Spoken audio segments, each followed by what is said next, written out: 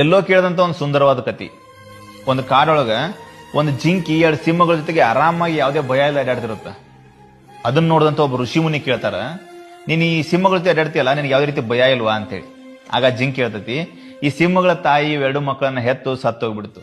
ಅವತ್ತಿನಿಂದ ಇವತ್ತಿನವರೆಗೂ ಈ ಸಿಂಹಗಳಿಗೆ ಎದೆ ಹಾಲು ಉಣಿಸಿದ್ ನಾನು. ಆ ಸಿಂಹಗಳು ಈಗಲೂ ನನ್ನನ್ನ ತನ್ನ ತಾಯಿ ತರ ನೋಡ್ಕೋತಾವ.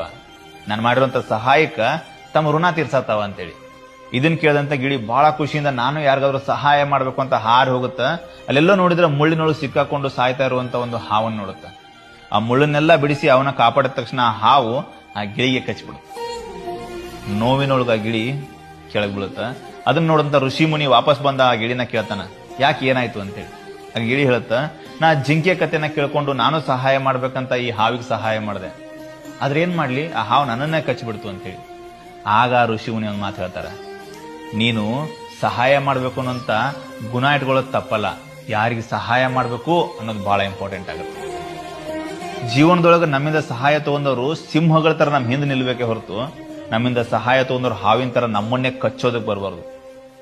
ಸಹಾಯ ಮಾಡೋದು ಒಳ್ಳೇದೇ, ಯಾರಿಗೆ ಸಹಾಯ ಮಾಡ್ತೀವಿ ಅನ್ನೋದು ಕೂಡ ಬಹಳ ಇಂಪಾರ್ಟೆಂಟ್ ಆಗುತ್ತೆ.